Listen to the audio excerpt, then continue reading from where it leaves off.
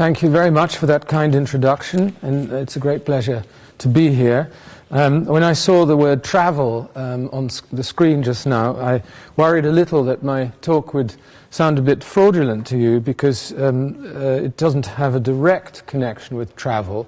It reminded me of a story I heard many years ago in Japan of a well-known Australian writer on Japan, and like many writers on Japan, he had a theory on how Japan worked.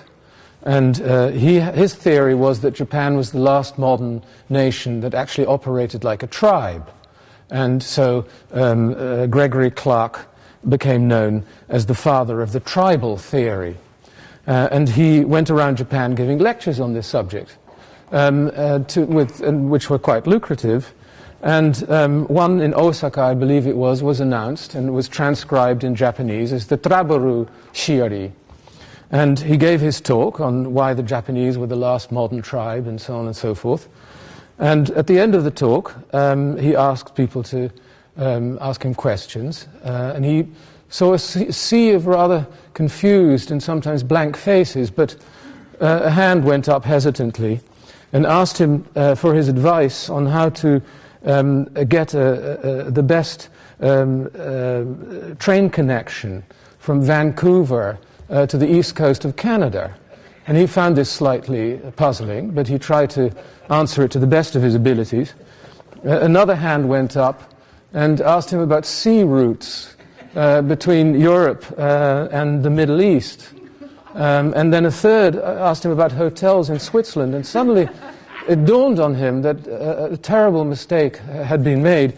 And people were there under the impression that he was talking about the travel theory rather than about the Japanese tribe. These are the dangers of transcription in other languages. Anyway, I won't talk about travel myself. I'll talk about the fear that exists at the moment, in Europe in particular, that the Western world is in danger of being, as people say, Islamized, that Europe will become Eurabia, and that with the influx of immigrants, the majority of whom are Muslim, that somehow the West and Europe in particular will lose its identity, will be undermined, and so on, and that Europe will become Eurabia. And in the view of these people, of course, there is a real clash of civilizations going on. What they are fearing is that on the one hand you have radical, intolerant, fundamentalist Islam. On the other hand, you have what they call Enlightenment values, which have to be defended against this threat. One of the interesting things, I think, in recent years to come out of this debate is the common use now of the word and the concept of the Enlightenment. The Enlightenment was not something until not so long ago that was widely discussed. It's not something that politicians and newspaper columnists would go on about. It was something that people in universities talked about a lot, and the Enlightenment and the counter-Enlightenment and so on. But you didn't see it every day in the newspaper. In recent years, perhaps in Europe more than in the United States, the Enlightenment has become, and Enlightenment values has become a cliché, as something that has to be defended against these new citizens of Europe. It also comes in, I think, a commonly perceived, although I think not always accurate, perception of the differences between Europe and the United States. People in Europe rather smugly like to picture Europe as this enlightened, liberal, secularized continent, whereas the United States is still this deeply religious country, stuck in the 19th century, if not in an earlier period, and therefore very different from Europe. And the war in Iraq, the crusade, quote unquote, against Islam, or at least against Islamic terrorism, is seen as something that is in a way akin to the counter-enlightenment from a European point of view. In fact, this is a generalization that skates over many aspects of American society today, and that is, I think, more confusing than enlightening. In some ways, you could argue that the neoconservatives and their project to spread democracy in the world and to use American force to topple the dictator in Iraq and build a democracy there is, although a rather dogmatic and perhaps extreme version, but in some ways more in line with certain aspects of the Enlightenment, whether one agrees with the policy or not. But it is driven by an idea of the Enlightenment that's perhaps more alive in the United States than it is in Europe. After all, I think it was an argument between Locke and Hume about this very issue, that Locke argued that as long as you build democratic institutions, liberal institutions, they will flourish anywhere. Whereas I think it was Hume who pointed out that perhaps history and culture and tradition would be a hindrance, and that you had to think of context when you do these, when you think through these things. America and American neoconservatives, in some ways, are the heirs to Locke in this sense, and I think it's something that Europeans often fail to see. And again, I say this without necessarily defending the policies of the current U.S. administration. Now, when we think of religion and what to do about religion, and often fundamentalist religion, in liberal societies, it's very difficult to discuss this without a sense of hypocrisy if one is not in any way religious oneself. One is in danger of coming to conclusions, for example, that say that religion is very good for other people, even though I can do without it. My own religious background is non-existent. Just to put my own experience in the picture here, I'm the child of a father and mother who came from very different religious traditions, neither of which they believed in anymore. My father was the son of a Protestant minister, and like many sons of ministers, he turned into a convinced atheist. My mother came from the kind of assimilated Anglo-Jewish family for whom the main expression of their Jewishness was the zeal with which they celebrated Christmas, which had to be more lavish than any of the Goyim could do. So that's the sort of background that I came from. So I really had no religion. I had nothing to rebel against, which is also why maybe somebody from a similar background who never had to rebel doesn't really have an axe to grind with religion, and can therefore possibly sometimes be more dispassionate, perhaps dispassionate to a fault, about these issues. But even though I myself did not have any religious background, I did grow up in a country that was in the 50s and 60s still deeply religious, and had a culture, even while it was secularizing, that was steeped in Christianity, namely the Netherlands. In Holland, when I grew up, when I was at school there, it was still a society that was built on what the people what used to be called pillars. And these pillars represented the different religious and political currents that had been running through Dutch society for centuries.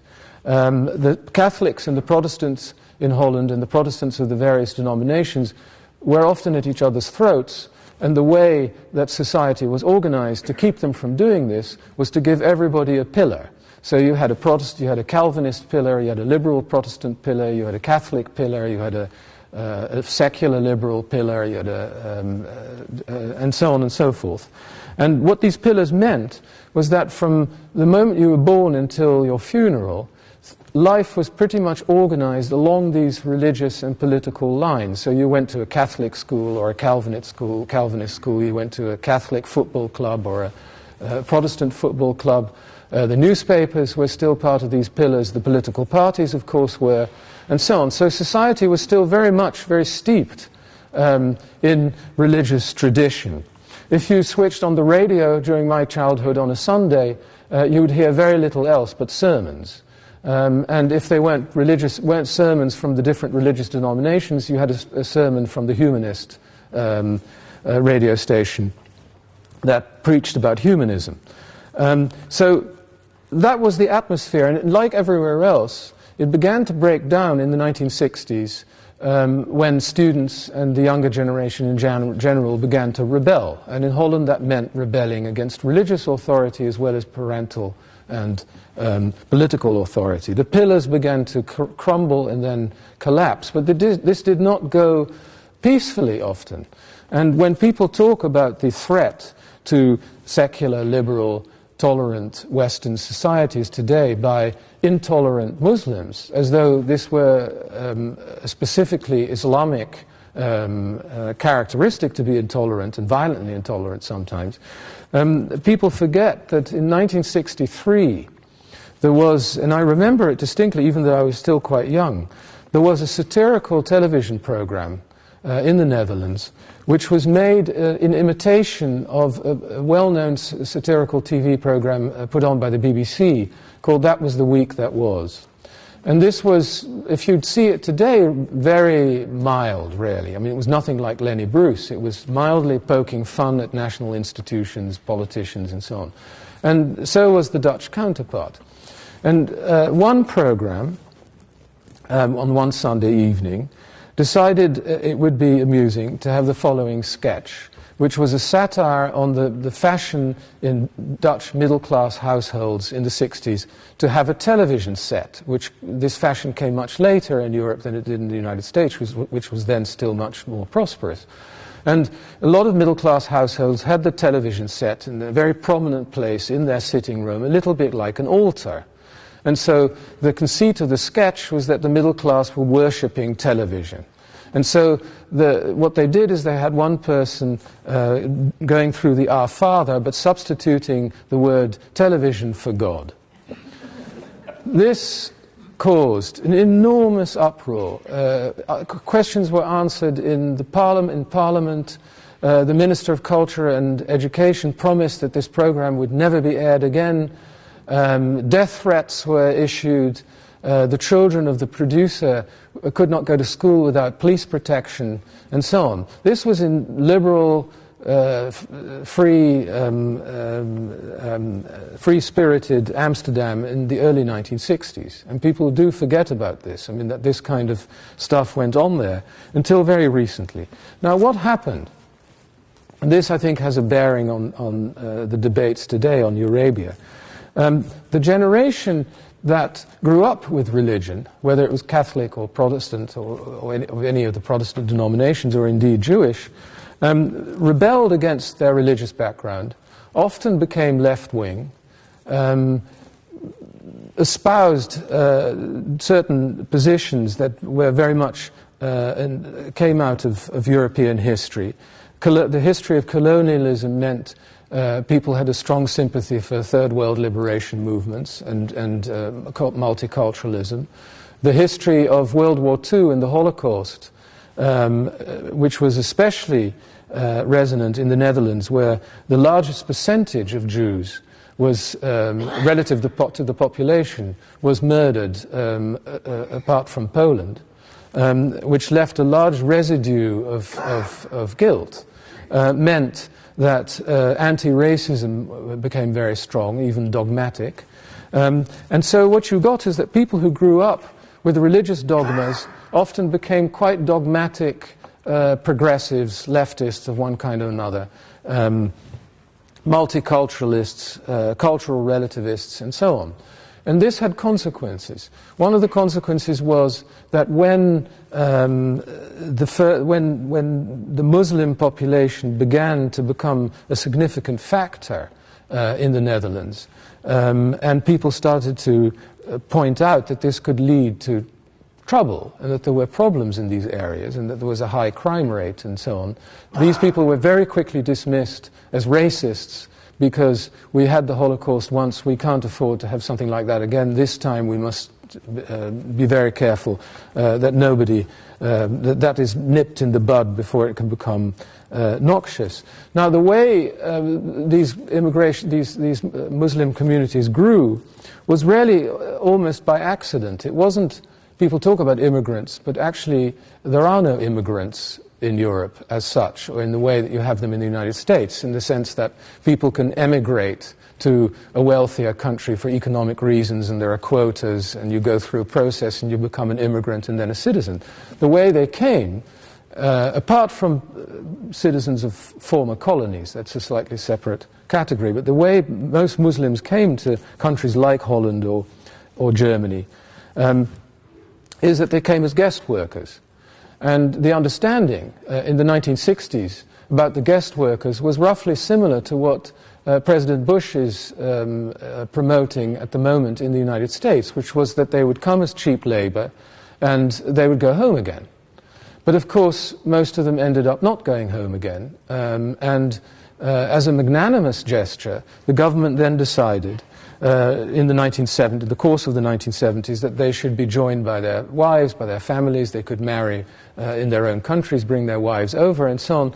And so gradually, these Gastarbeiter, these guest workers, became, in effect, immigrants, but were largely neglected, or people didn't worry about them so much, and in the name of tolerance, people sort of were indifferent to their fate, didn't try to integrate them or to make sure that people learnt the language, learnt Dutch sufficiently so that they could function in Dutch society and so on. They were largely a neglected minority. And as I say, people who pointed out that this might cause problems in the future were often dismissed as racists.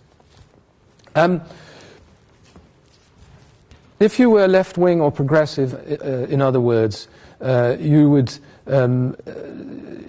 not start speaking out against Muslims as a minority, as a problematic minority. This rarely changed, I would argue, with the Salman Rushdie affair. Although it began to change a little bit earlier, but I think that's really what crystallized a lot of minds and split the left, split the progressives, all over Western Europe. And the reason was that before the Salman Rushdie affair, most people on the left, including Salman Rushdie himself, if it came to a conflict between people from the non-Western world, a cultural or religious conflict, and the Western world, would instinctively have taken the side of the non-Western world, of the third world, because we were guilty of colonialism and imperialism and so on and so forth. They have to be right. Which, in its most noxious form, meant that people would refuse to criticize or even defend dictators in the non-Western world because that was their culture. Who are we to criticize them? We colonized these people, etc., etc. Now, I think the Salman Rushdie affair changed it because suddenly it was people from the non-Western world with values that they'd taken with them to the Western world who were threatening, as it were, one of us. Salman Rushdie, although a third worldist, progressive and so on and so forth, was of course not really an Indian in the West. He was very much a sort of a London figure, part of the metropolitan Western literary world. And so suddenly the idea of the enemy began to shift. And I think the left split. On one hand, you still had the old multiculturalists who felt that, who blamed Salman Rushdie himself for this and said he shouldn't have caused this offense, he shouldn't have offended their sensibilities, you have to be respectful and so on, he should never have written that book. He got what he asked for. The other side, you had people on the left who felt enough's enough, we have to crack down on this, we can't allow these illiberal elements, these religious fanatics, to threaten the very freedoms that we fought for in our rebellion in the 1960s and 70s. And it's this split, I think, that's still very much in evidence today. And so you had a realignment of forces. You had, in some ways, people who were on the left suddenly finding themselves on the same side as social and cultural conservatives who, for different reasons, are advocating that we stand up for our civilization, for our values, and so on, against the threat of Muslims. And Holland is a particularly interesting example because of the nature of its populist politics, which are not quite the same as they are in France or Austria or even Britain. The most famous populist politician whose platform was very hostile to immigrants and Muslims in particular was, of course, Pim Fortuyn, who was assassinated, actually not by a Muslim, but by a fanatic vegan. But Pim Fortuyn was a very interesting guy because although he took the traditional sort of right-wing nativist positions on the Muslims, on foreigners, using familiar right-wing slogans like, the boat is full, we have enough people, Holland for the Dutch, back to a society of order and discipline. He, on the one hand, he used all those kind of phrases, which are common to all right-wing populist politicians in Europe and in the United States too, to some extent. But on the other hand, the reason that he was against Muslims and immigrants were interesting. His view was that we've fought, and he was a former social democrat, that we have fought in the 60s and 70s for the equality of men and women, for gay rights, and so on. We fought against the authority, the oppressive authority of the church, whatever the denomination may be. And here are these Muslims coming in, and they're forcing us to fight all these battles again.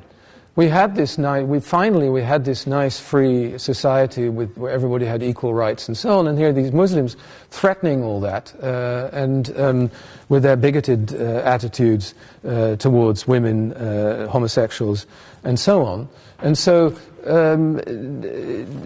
it was, in a sense, a right-wing populist, supposedly in defense of liberalism. At the same time, he was an open and very flamboyant gay man whose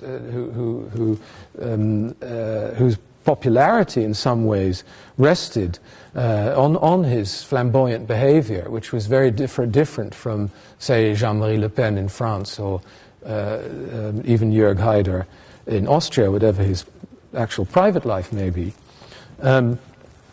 This made Pim Fortuyn a particularly interesting and a particularly Dutch phenomenon.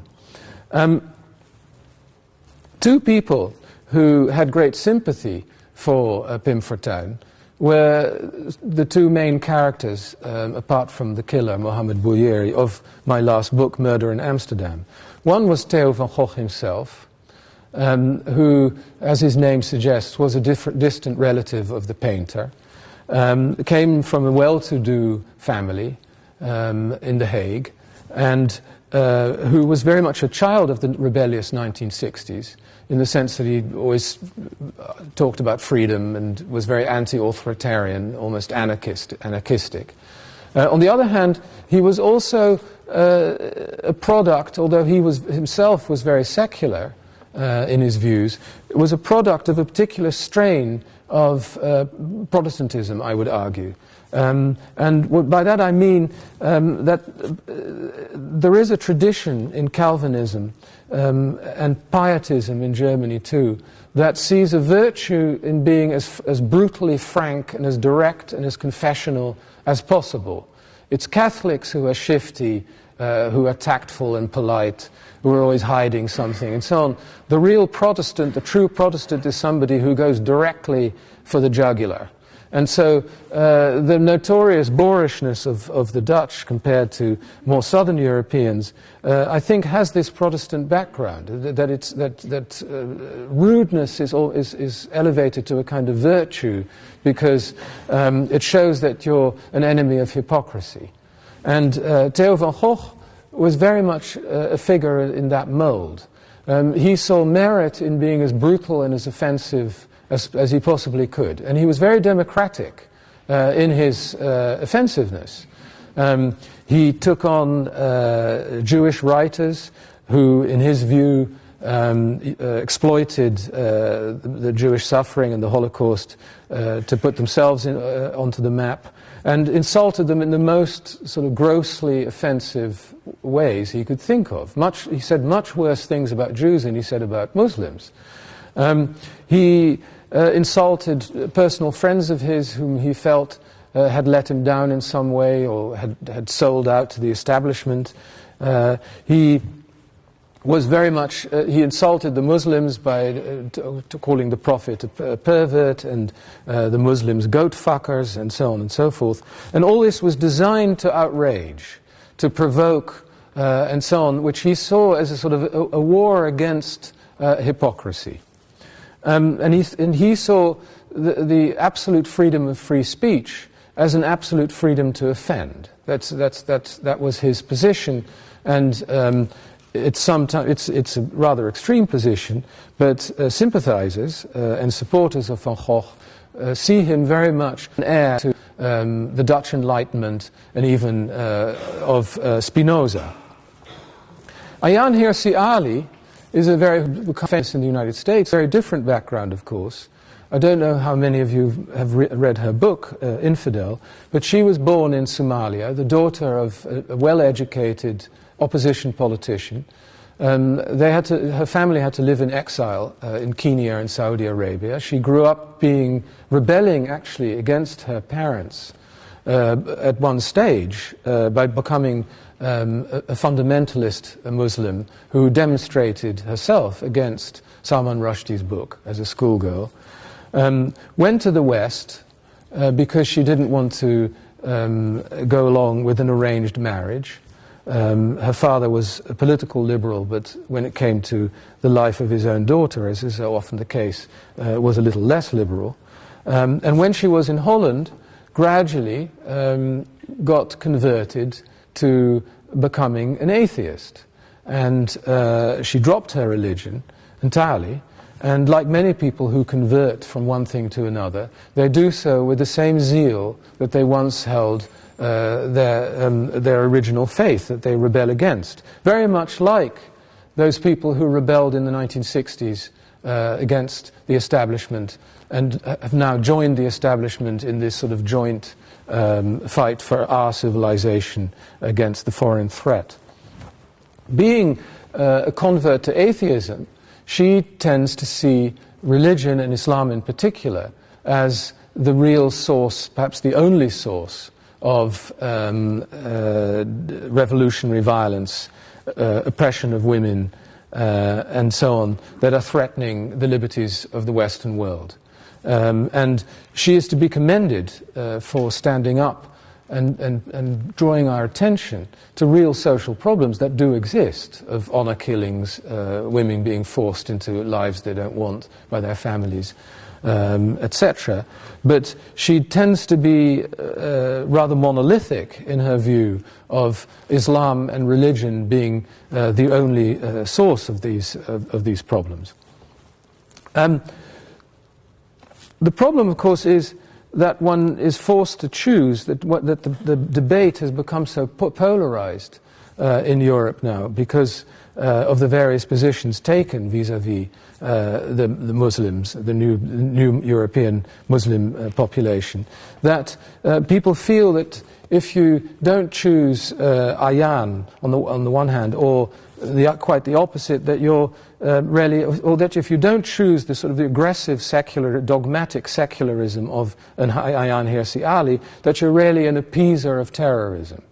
And this makes the debate in Europe extremely difficult now, because it makes it difficult to find some kind of accommodation with the majority of law-abiding Muslims, which in my view is absolutely vital to stop a real clash of civilizations from developing, which would be a disaster for all of us. The Enlightenment, although and Enlightenment values, although in itself a very good idea that I certainly would endorse, I believe because of the polarization in this debate and the political exploitation of it, can become dogmatic and even a form of nationalism. That it's the same, I believe, with French republicanism. When people become too dogmatically attached to the idea of our Enlightenment values or our Republican values against people of a different faith, something that started off as a kind of form of rebellious liberalism can become a form of chauvinism.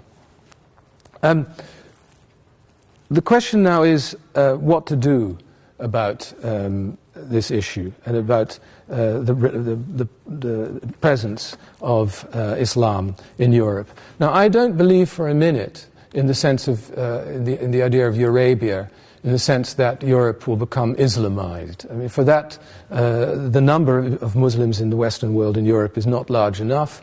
And of the Muslims that live there, the European Muslims that live there, many of them are not particularly devout. And the ones that are not all particularly keen to convert everybody else. So I think that's an alarmist picture which I don't subscribe to. On the other hand, it is true that there is a revolutionary core of violent Islamists, of people who've been politicized to the point that they find it necessary to go to war with the West violently and kill a man like Theo van Gogh simply for the opinions he held, i.e., in their views, offending the Prophet. Now, this is, of course, a real problem, just as it is a real problem that people, representatives of minorities, and the Muslims are not the only guilty ones in this sense, start intimidating people for what they see as offensive language or insults to their faith and so on, and will use the threats of violence to stop plays being put on, to stop books from being published, and so on. Now, these are serious problems. Now, what do we do about this? I think the idea of trying to tighten blasphemy laws or laws against causing offense are a bad mistake, just as I think laws that ban opinions that deny the Holocaust are a bad mistake. You can't legislate opinions. What you can do is have laws which are already on the books that stop people, make it illegal to incite violence and threaten violence or, of course, use violence. So those laws should be there. What I don't think is necessary to have any new laws that make it more difficult to speak or that threaten free speech, and in that sense I'm on Theo van Gogh's side. On the other hand, in social life, apart from the law, it might be useful to see a distinction between insult and offense. And by that I mean that it should be legitimate, and we should have the freedom to insult, to cause offense, in the sense that we should be free to say anything we want that is critical or even offensive, satirical about people's views, people's politics, people's faith. But what we should not do is insult people as individuals because they hold that faith. And it might seem a fine distinction, but I think it's an important one. The problem with this, of course, is that to a true believer, and again, Muslims aren't the only ones, to a true believer there is no distinction. If you insult the faith, you insult the individual. And I think that it is vitally necessary that through education and other means, that all European citizens, including the sons and daughters of immigrants, learn to live with the fact that people do have the freedom to offend their faith, but even if they should be wary of insulting people on the grounds of their faith. Why is this causing such a polarized position? I think, and that's where I'll end. I think the problem with this is that you have on the left now the same people who rebelled in the 60s, a sort of violent anti-clerical, anti-religious bias, which takes the position that all forms of religion are dangerous, and I think that we should really not hold that position, because if we do have a clash of civilizations, if we do alienate the majority of Muslims, we do the one thing that stops us from isolating the radical, the really revolutionary core of Islamists, and in that case Samuel Huntington will turn out to be right, and it'll be a disaster for all of us. Thank you very much, and I'd like to take questions.